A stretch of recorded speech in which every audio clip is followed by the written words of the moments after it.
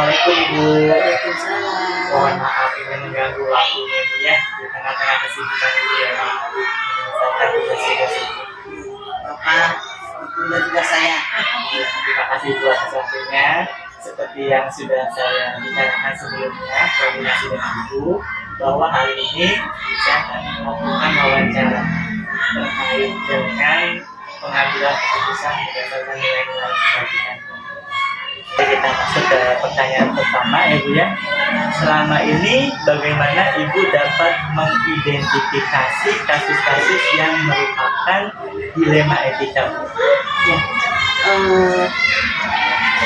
Saya selalu melihat sisi positifnya dari kasus itu sendiri. Jadi bagaimana ini positifnya seperti apa? Kalau kita ambil seperti ini bagaimana jadinya? Jadi selalu gitu. Jadi ada perimbangan. Kalau kita ambil seperti ini, begini. Kalau kita ambil seperti ini, gitu. Nilai positifnya gitu. Selama ini bagaimana Ibu menjalankan pengambilan keputusan di sekolah, terutama untuk kasus-kasus di mana ada dua kepentingan ya Bu ya, yang sama-sama benar, kemudian atau sama-sama mengandung nilai-nilai kebajikan.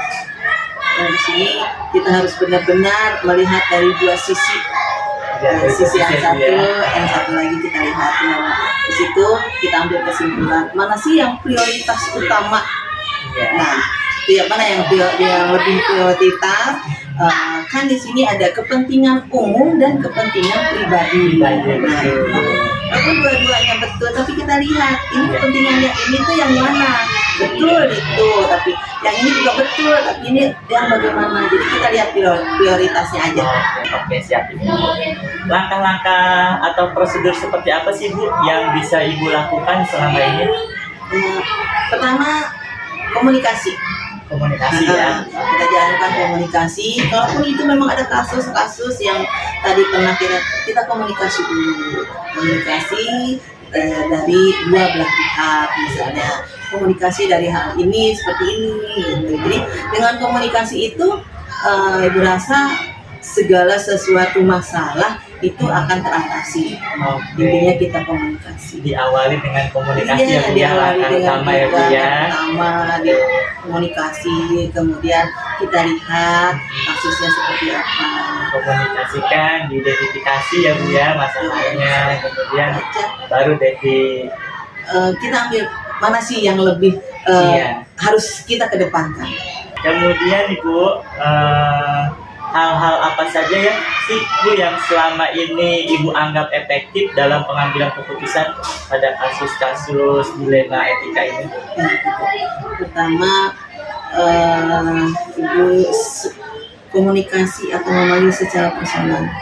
Dipanggil ya Bu ya secara personal.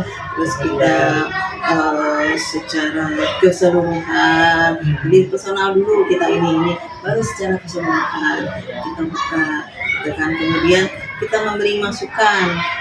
Masukannya ini seperti ini. Nah dengan begitu kita akan tahu secara beretika yang benar itu seperti apa. Dengan kita melakukan tadi ya dengan personal, terus dengan keseluruhan kita berikan bahwa kita beretika betul seperti ini, tapi kita juga harus ada rambu-rambunya.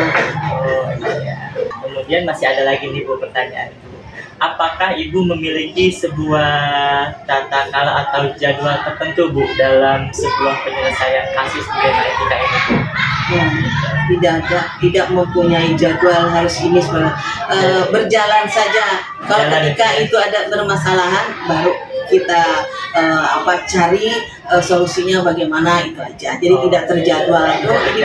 Sebulan sekali atau ini tidak. Betul. Karena kasus itu munculnya.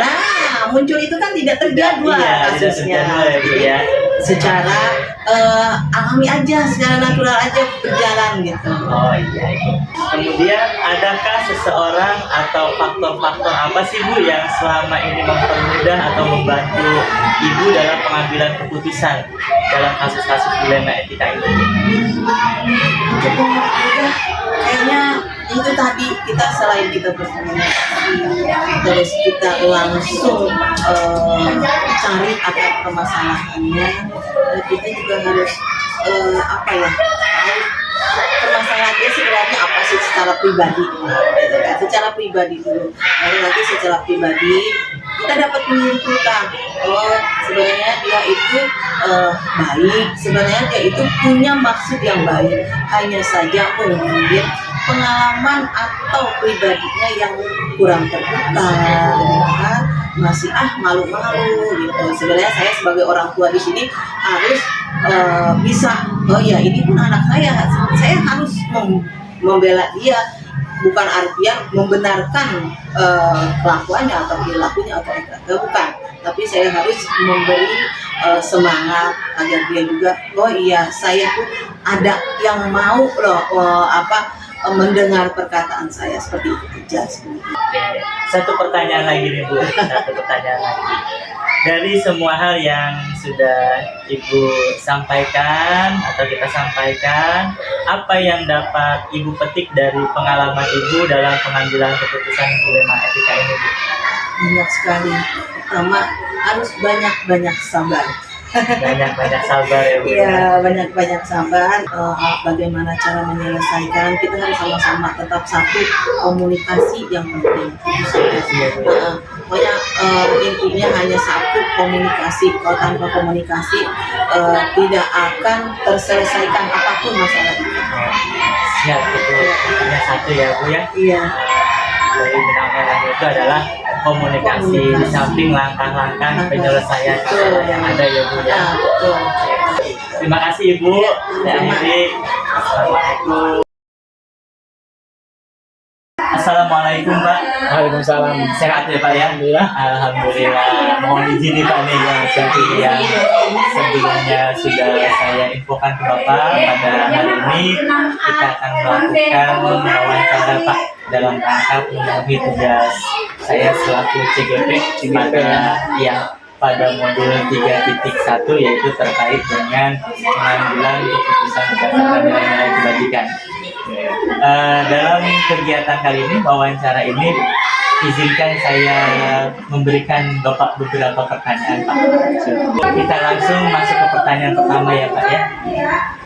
Selama ini bagaimana Bapak dapat mengidentifikasi kasus-kasus yang merupakan dilema etika ataupun rujukan moral Pak? Saya kebetulan dari guru penggerak juga ya. Saya dapat teori-teorinya, tetapi dalam prakteknya juga ternyata mengambil keputusan itu sulit. Tapi karena dapat teorinya ya, semacam kita tadi mengidentifikasi tadi mana yang dilema etika, mana yang bukan moral. Jadi kita paham bahwa yang kita misalnya melanggar hukum, ya itu termasuk bukan moral. Jadi saya tidak akan tidak akan mengambil keputusan jika hal tersebut termasuk ke dalam pelanggaran hukum, termasuk tadi bukan moral. Bapak. Lalu selama ini bagaimana Bapak menjalankan pengambilan keputusan di sekolah Bapak ini, terutama untuk kasus-kasus di mana ada dua kepentingan ya Pak ya, yang sama-sama benar atau sama-sama mengandung nilai kebajikan Pak? Selama ini yang saya lakukan adalah prinsipnya yaitu secara penilaian atau keputusan menggunakan hati nurani. Hati nurani ketika dihadapkan yang dua-duanya mengandung nilai kebajikan. Nah, tetapi tidak disesuaikan dengan masalah atau kondisi yang ada. Semacam misalnya ada guru yang guru pemuka nih, ketika dia tidak melaksanakan tugas di sini sama tapi dia melaksanakan tugas lain gitu ya, yang sama-sama menurut nilai kebajikannya, dan misalnya juga bukannya salah, di sini juga salah ya. Kita ngambil prinsip keputusan berdasarkan aturan. Di sini juga punya aturan. Dia harus ya, kalau perlu di sini diberhentikan ya saya berhentikan. Macam itu ya Pak ya, contohnya ya. Baik. Kemudian langkah-langkah atau prosedur seperti apa sih Pak yang biasa Bapak lakukan selama ini? Yang pertama sih, kalau sesuai tahapan-tahapan dulu penggerak biasa kita identifikasi masalah dulu, terus kemudian lihat dulu paradigmanya apa, kemudian ini termasuk dua-duanya mengandung nilai kebajikan atau tidak, atau misalnya yang satu misalnya individu lawan kelompok, nah ya seperti itu. Jadi ketika misalnya individu ini lawan kelompok, saya lebih memilih kelompok dong. Lebih ya misalnya nih individu lawan kelompok. Kalau misalnya satu lebih milih korbanin satu daripada banyak ya. Jadi intinya langkah yang pertama tentunya Bapak mengidentifikasi terlebih dahulu ya Pak ya. Kemudian memilih paradigma yang mana nih dalam kasus ini. Tentunya dengan hasilnya adalah Bapak mengambil hasil bahwa hasil yang ditempuh ini adalah untuk kepentingan bersama ya Pak ya, bukan untuk kepentingan pribadi atau golongan kecil ya Pak ya. Pertanyaan selanjutnya nih Pak nih, hasil apa saja sih Pak yang selama ini Bapak anggap efektif dalam pengambilan keputusan pada kasus-kasus dilema etika Pak? Hasilnya tuh orang tua puas misalnya dengan keputusan saya, kemudian guru-guru puas baik secara pribadi maupun secara lembaga. Kemudian apakah Bapak memiliki sebuah tata kala ataupun jadwal Pak tertentu dalam sebuah penyelesaian kasus dilema etika ini? Kemudian apakah Bapak langsung menyelesaikan di tempat atau memiliki sebuah jadwal untuk menyelesaikannya Pak? Bentuk ataupun prosedur seperti apa sih Pak? Jadi sebenarnya yang saya lakukan ada yang terjadwal, ada yang situasional.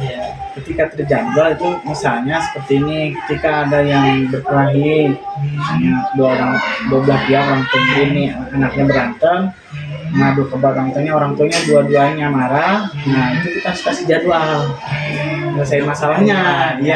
Pertemuannya jangan sampai kalau kita tidak terjadwal langsung diselesaikan, bisa berantem di sekolah orang tuanya.